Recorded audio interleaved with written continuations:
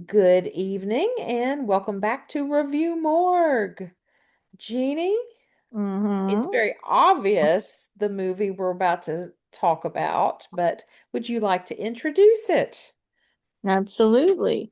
On this episode, beginning our first episode of the season 6 review morgue, Mm-hmm. we are talking about Oblong Box. Now, it does star Vincent Price, but it is not a Roger Corman movie. Correct. It It is AIP, American International Yes, Pictures. yes, Yes. that's what we're going to say, and it was 1969. Mm-hmm. And trust me, watching the movie, you definitely can get the vibes of 1969. But Oh, they say, they give homage on the very beginning that it says Edgar Allan Poe's, Oblong Box. yes, So and you're expecting to see the story of the Oblong Box by Edgar yes. Allan Poe. And Yeah, Alan you're gonna is be, spelled correctly. yes. Let's definitely add that in because that's That was important. the one check towards them about Yes. them actually spelling Allen correctly.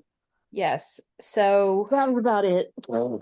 yes. So the director was Gordon Hessler, and it again starred Vincent Price as Sir Julian Markham. His Hmm. brother was Sir Edward Markham was played by Alistair Williamson.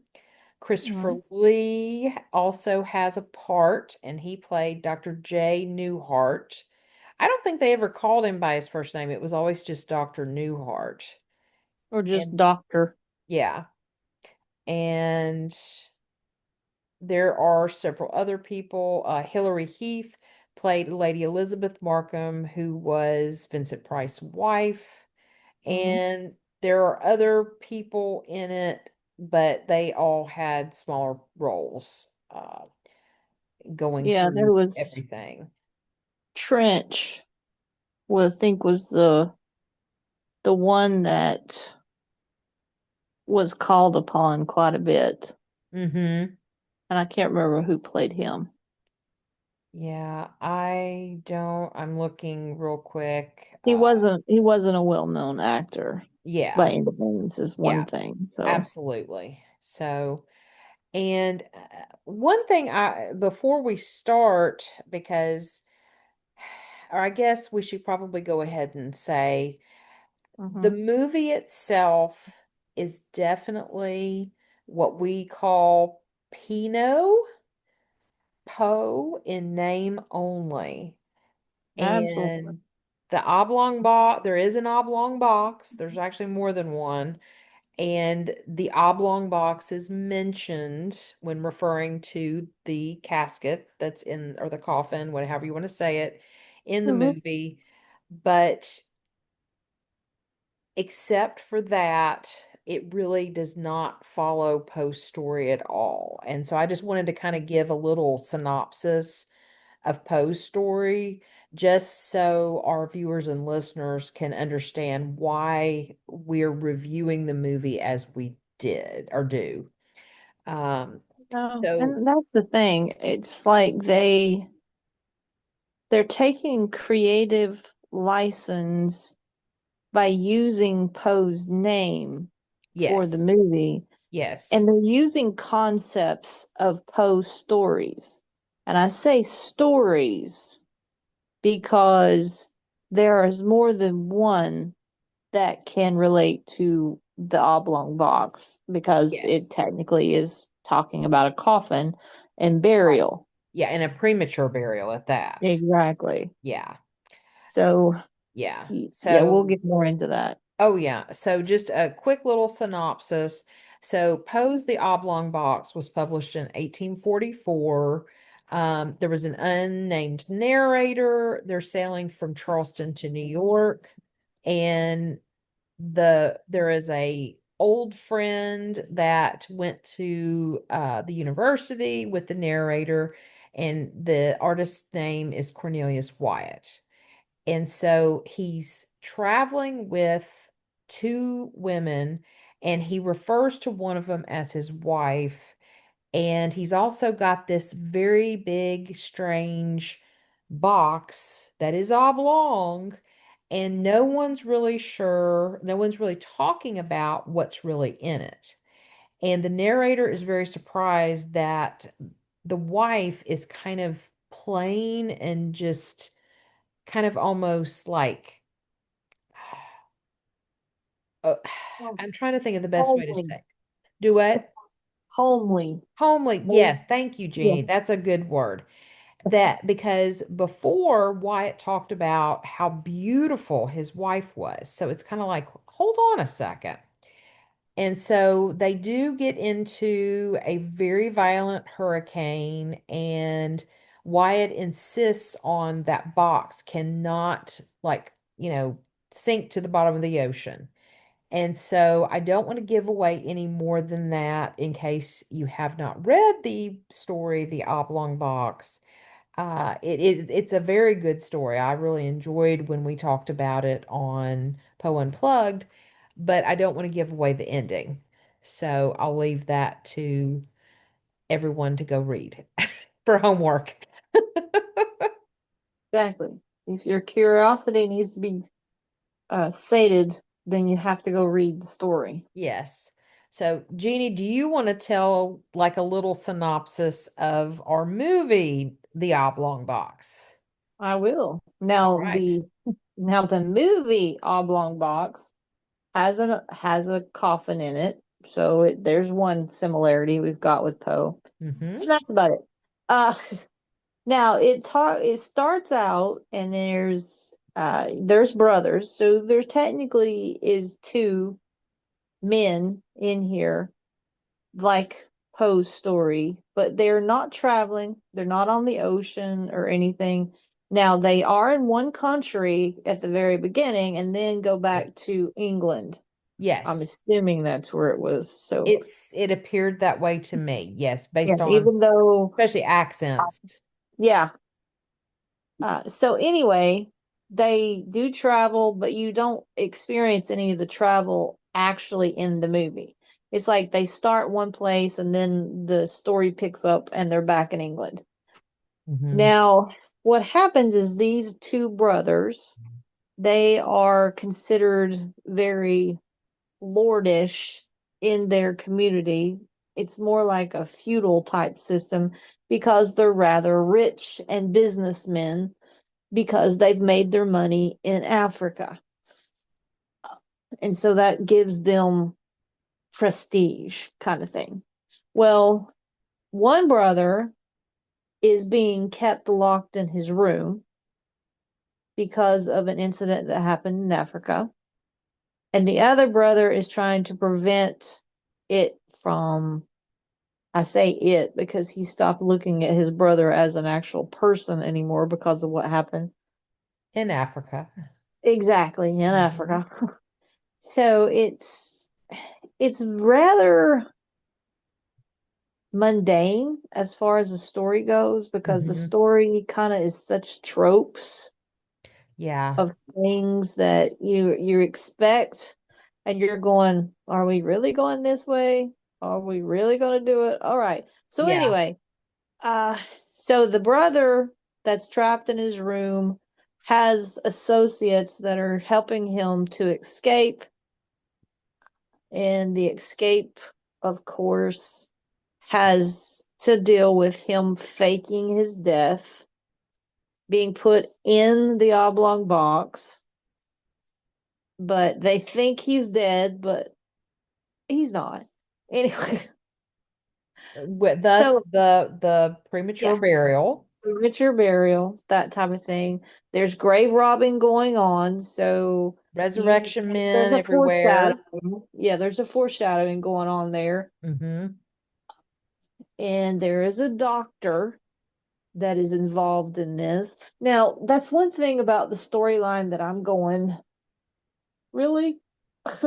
So Yeah. we've got grave robbing going on, but then we've got this doctor playing a mad scientist type of thing Hmm. where he's doing experiments on the cadavers, Right. which that's why he's hiring the grave robbers. And I'm thinking, yeah, that's not in Poe's story. And that's not Mhm. really, I guess they're trying to play off of the time period a little bit because to me, the setting feels along the lines of the Jack the Ripper days.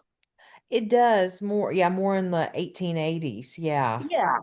That's what Mhm. kind of got me is that it was so back and forth with the time period and the setting that nothing kind of fit. I Yeah. wasn't sure what exactly when we were, when this was taking place and those kinds of things because the doctor's character did fit a lot of Jack the Ripper qualities of that Hmm. time period. Absolutely. And so Which, it's Poe's stories to the most degree are pretty timeless. Like you right. can modernize them and with this being written in 1844 originally, you could add 44-ish years to a, Jack the Ripper time and set it then. Yeah. But but at the same time with this story, it there was something I always felt like was missing. And I don't know if it was just that there was a weaker plot to it because it was so distant from Poe's story. And I think that caused me to not enjoy it like I would have if it had mimicked more of Poe's story or at all. The storyline was definitely choppy and missing. Mm-hmm. It was very slow. It was very lackluster, Yeah. and very tropish, as what I said. And the tropes Yes. weren't even very good. Yeah. But And yeah, go ahead. Go ahead. yeah, and the lady, Vincent Price's character, and you know as well as I do, him as an actor, he's very strong. He's very personable, and he takes over the screen with his just presence. But it seemed like he was phoning it in on this particular movie for me. He was I very much yeah. still Vincent Price, but it's like I don't know if it was the writing of the story that made Hmm. it that way or if Yeah. he just wasn't as invested in the character. I could not figure that out either because I kind of felt the same way. But if you really think about it, he was like, take for instance, like comparing it to the first AIP Corman Poe film, Fall of the House of Usher. He was in it almost the entire time. There wasn't a scene that very Yeah. few that he wasn't in. This movie, there was much of Edward as there was Vincent Price, and it was almost half and half. And so I think with Vincent Price not being in every scene or almost every scene, I think that took away from his presence and what he brings to any film he's in. It was like they Yeah, didn't showcase him enough. that could be very well the problem. Hmm. And also, it seemed like he was missing. His character itself was missing from the story. Right. Yeah. It was when he first shows up at the beginning of the movie, you're like, what is he doing there? Yeah. Who is he? Why? What's going on? Because there's nothing introduced at the very beginning of the movie about what's going on or who's involved Hmm. until all of a sudden the next scene they're back in England Right. and they're trying to keep the brother locked in his room and you have no idea why. Right. And that the why doesn't come until almost the end of the movie.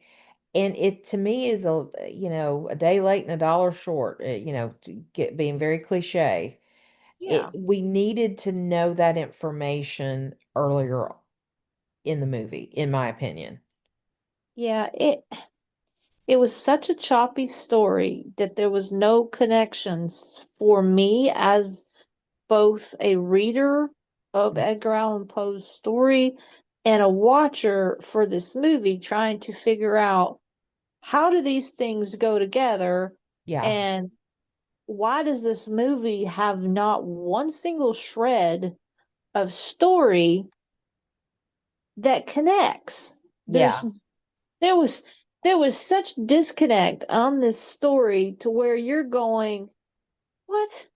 Because what really got me, I gotta say this, all right, when Sir Edward uh, has yeah. to be shown Mm-hmm. to certain people in a, when the death, they have to, the, what do you call it? The viewing. Couldn't think of the word. Yeah, I had to have a viewing because it was a family tradition. So character, Sir Julian, decides that no, we can't see what the real Edward looks like, so you need to bring me a body that I can show to these people yeah, and view it. Now, here's my thing. Dude, you're just going to get a random person and you're going to pawn them off as being your brother. Now, albeit they did say in the story, Julian does say that nobody's really seen his brother for the last 3 or 4 years because he's been in Africa, right? right, right. Here's my thing. I'm like, unless he was truly body snatched, Yeah. somebody's going to remember exact kind of what he looks like You would and think, yeah. gonna figure out that who is that? Because that Ah, ain't your brother. You know, yeah. that was one of the wildest things to me. I'm like, huh? That's like a major plot hole from space. It's like a black hole and everything got sucked in it. Oh, yeah. And one of the things that I mentioned at the very beginning that there was a lot of this movie where it seemed it was amalgamation of Poe's stories. They just kind of said, "Ooh, let's use this. Ooh, let's do that." Yeah. Because Sir Edward ended up covering his face with a red mask. So I'm like, Mm-hmm. "Oh, look, we got Mask of the Red Death." Yeah. Then when people were being grave robbed or being buried like Sir Edward and he was still alive, premature burial. it just it just had such disjointment. And this is the one thing that I was telling Carmen before we started recording, that this movie to me would be a closer as a sequel to Heart of Darkness by James Conrad than anything that Poe ever wrote, Yeah. because it was too much about the colonization or conquering of Africa by the English. And Mm-hmm. even Vincent Price's character, Sir Julian, makes a point of saying in the movie about how the African people should be angry at them for them coming in and taking their riches, taking their homes, and that they have not enough, well, we'll say education, to figure Yeah. out what's being stolen from them. Right. That's why I was like, that's Heart of Darkness by James Conrad. This doesn't have anything to do with Poe. Exactly. And, and again, we were also talking before we recorded that, and I think I mentioned this, or I may have had it in my mind and I was going to say it and didn't. But if if this had not been tied to Poe, like you said, it matches up with Heart of Darkness more. Uh-huh. Would I have looked at this film differently based on that, and in actually maybe liked it a little bit more? I I, think so. I I think think I would have, because Yeah. as we've talked about many times before, they're using just Poe's name Mm-hmm. as a sticker for advertisement for a movie. Yeah. And anyone who is a fan of Edgar Allan Poe is going to be, oh, goody, let me go watch this and see how well they put it onto the screen. And Right. then if you're watching it, being a Poe person, you're going, how dare you? This is almost blasphemy. Yeah. This has nothing to do with Poe. Exactly. Stop just, bartering on his name just to get your movie out there and people watching it is the way I Mm-hmm. get it. So Yeah. No, that makes sense. That does. it it just was such jumbledness. And maybe if I got to start watching it or wanted to watch it with the idea of it being a standalone of its own with some references to the historical aspects of British colonization or conquering, Mm-hmm. then yeah, I may have looked at it, like you said, in a different context and may Yeah. have enjoyed it better. Yeah.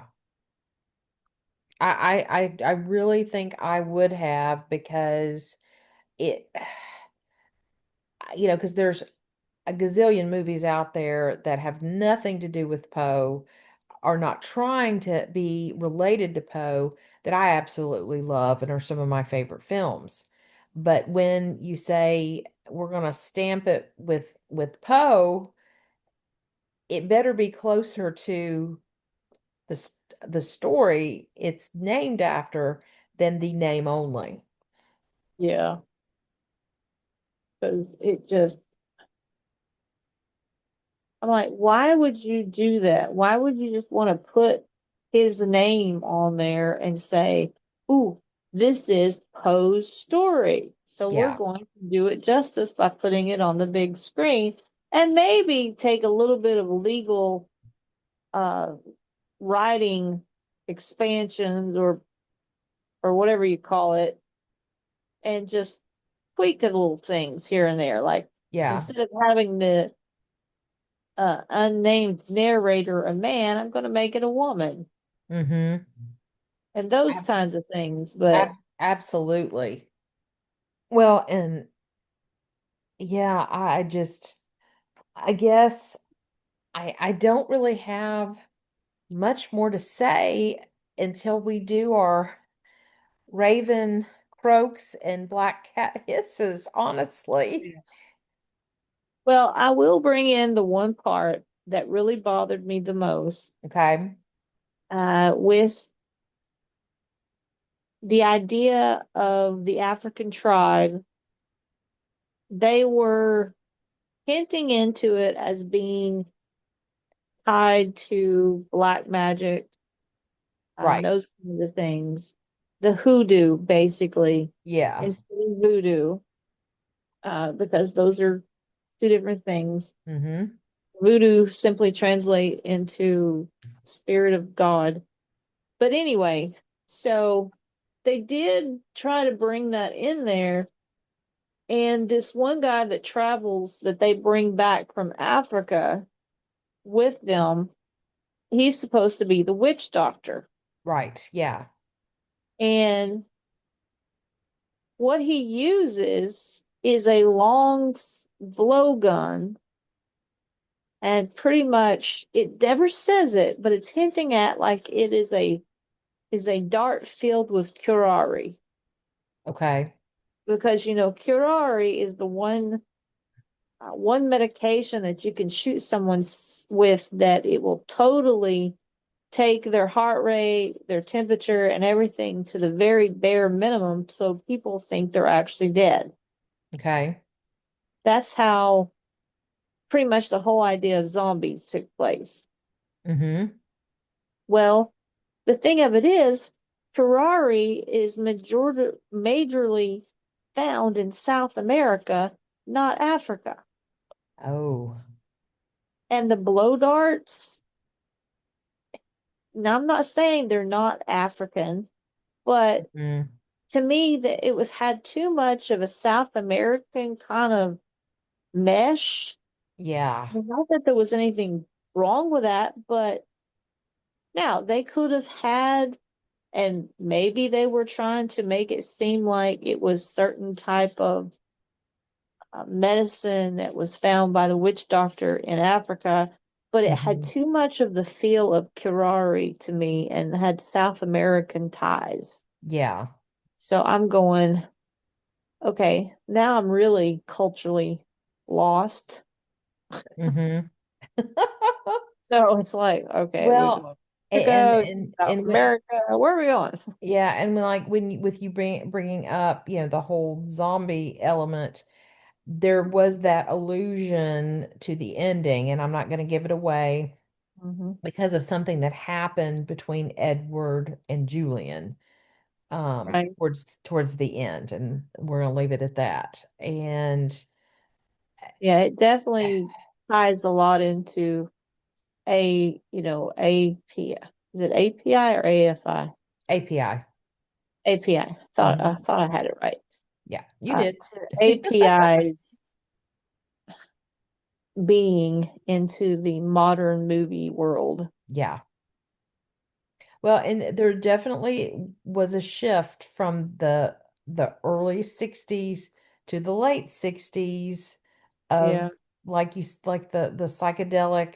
This wasn't necessarily psychedelic, but it was definitely a different feel, with maybe it was just because of the different director than Roger Corman, true. but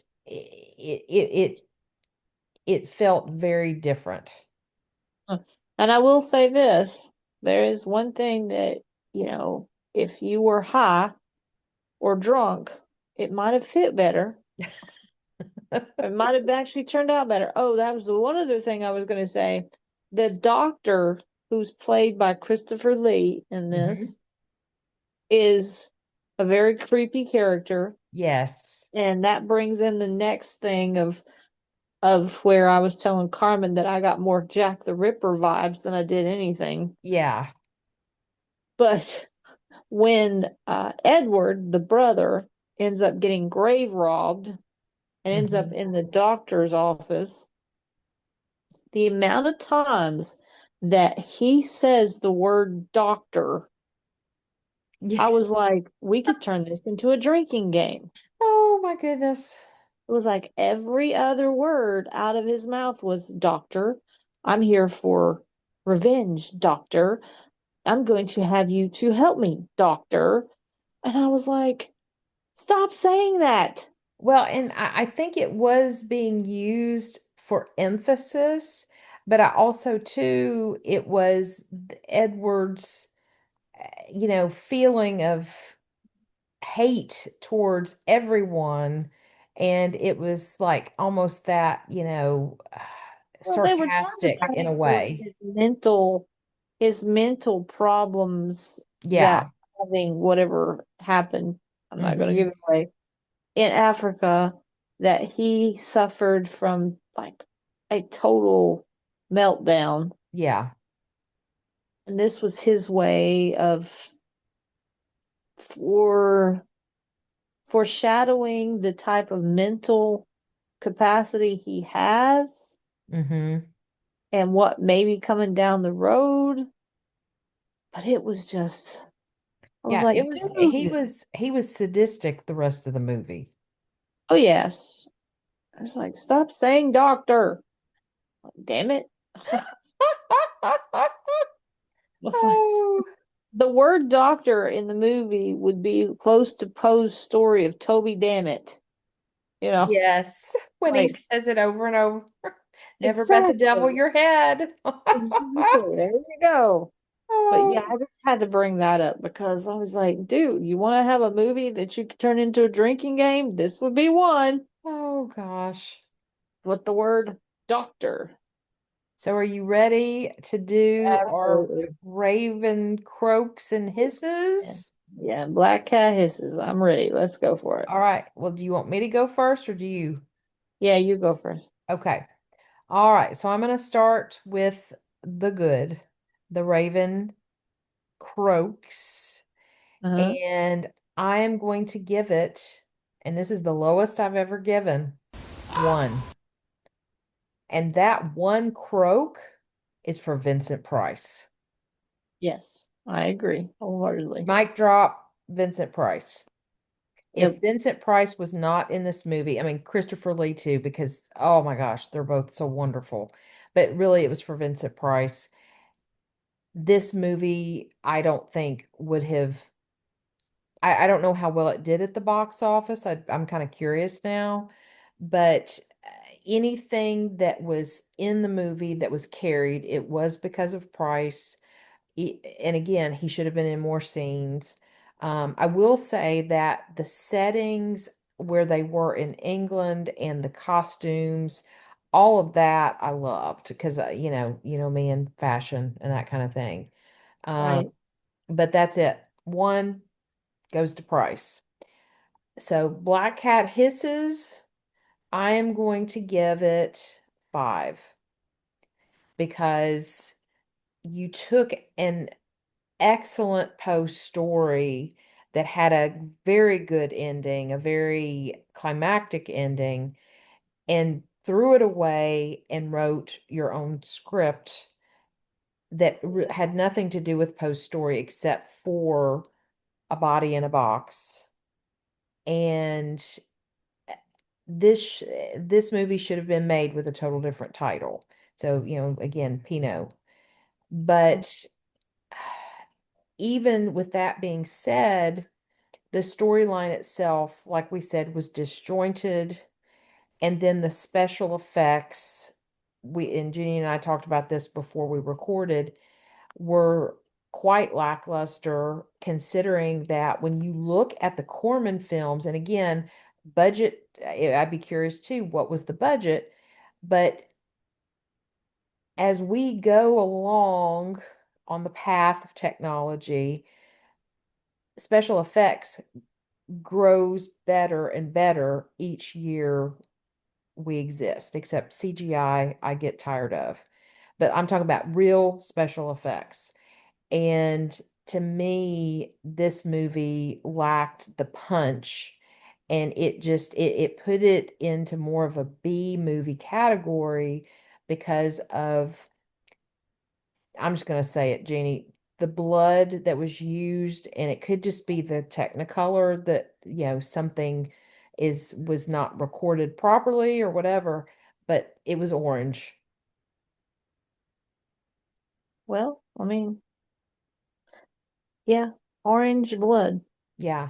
And Work with the orangutan from. yeah, on the set, it may have looked a lot redder than it was, but on the film and watching it today, and again, maybe if it was remastered, it might look better. But Mm, again, just all the special effects were not very good. And no. so that's why I'm giving it five hisses. Yeah, I definitely agree. All And right. that's where I'm going to start. I'm going to start with Black Hat Hisses, Okay. and I'm going to have to go six. I knew I you just, would. I have to. I have to because the redeeming qualities of Vincent Price being in it and even Christopher Lee for short times because he does have presence when he's on the screen during the times, but at the same Yes. time, he's not in the movie quite that much. Yeah. So I have to go with six. This is not something that I would actually refer anyone to watch. This is not something that I would ever watch again. Now, it is I because said that to it's Jeff 69. earlier. Yeah. And because it's 1969, you would be expecting more with the CGI, with the special effects. So, yeah. So six is the hissy. I'm I'm giving it a hissy six. Instead of a hissy fit, I'm having a hissy Oh, six. oh Lord. And then Black Raven. Well, started to say black cat Raven. I'm like, well, no, they're not the same. All Raven right. croaks. Thank you. Raven croaking. I'm gonna go with one like you did, just because Vincent Price is in it, Yeah. and he has his presence being on the show and being the man he is as an actor. Mm-hmm. So I can't dig deep and dig a hole for this one, but so yeah, Own that pun.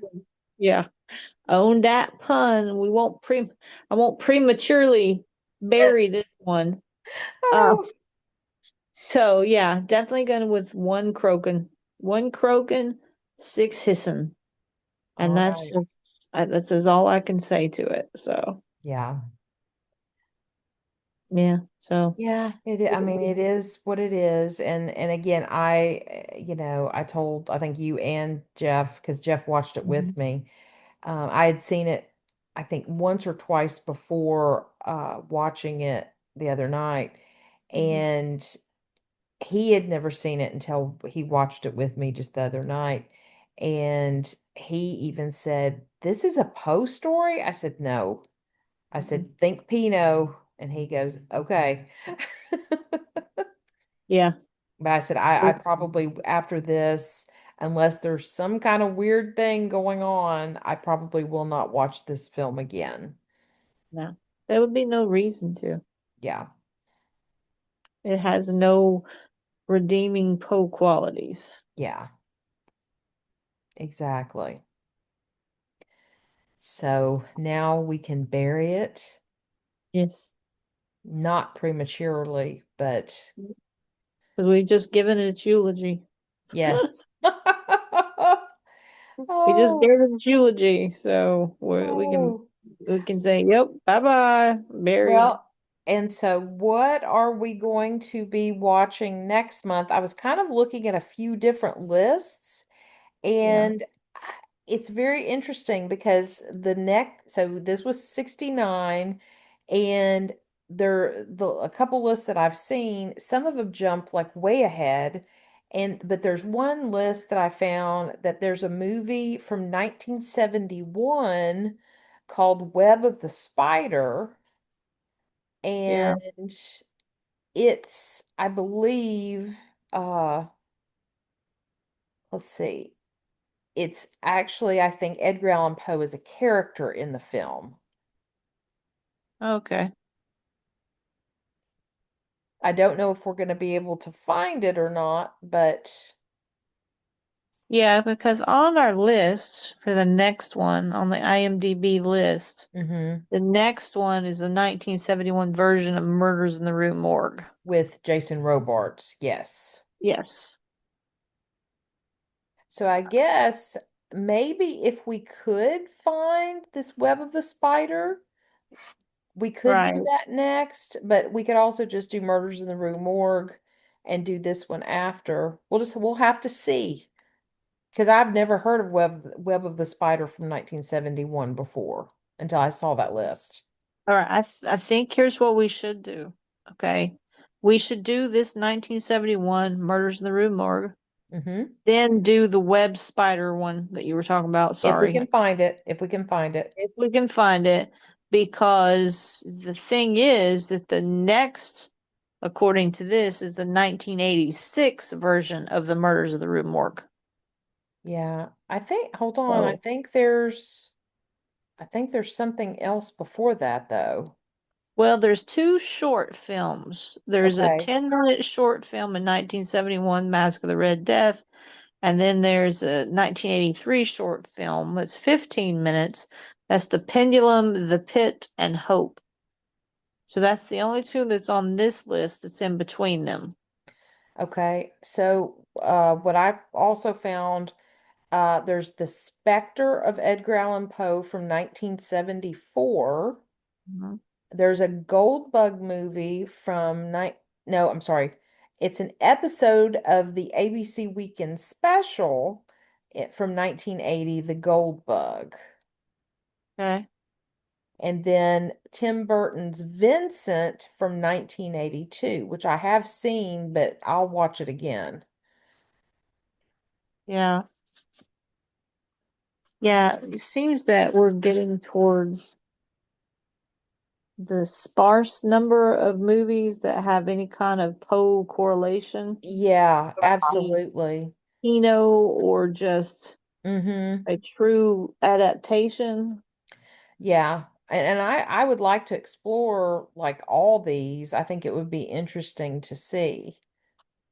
Yeah, But I think there is if we can find some of these from the early 70s or mid 70s, early 80s before we move on to Murders in the Rue Morgue 1986, I think that would be awesome.